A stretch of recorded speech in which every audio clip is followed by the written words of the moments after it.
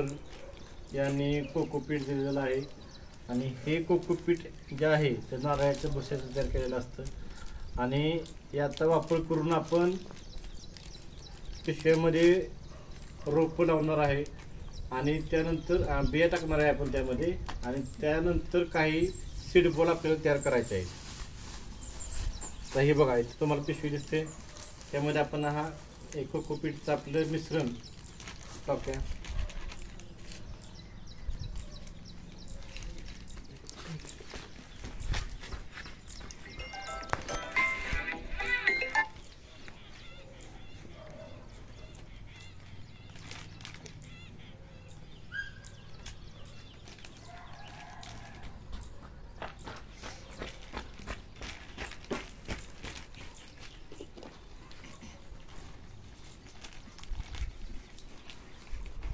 फुल नको बरं आहे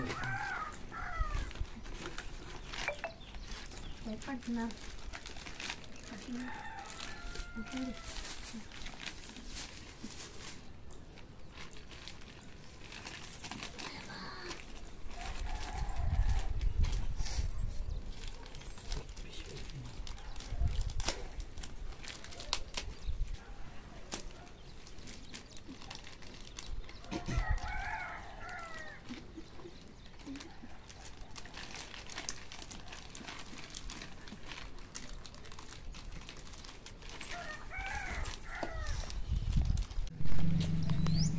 आपल्याला अरुण मस्कर यांच्याकडून कोकोपीट आणि वेगवेगळ्या रोपांच्या बिया प्राप्त झालेल्या आहेत।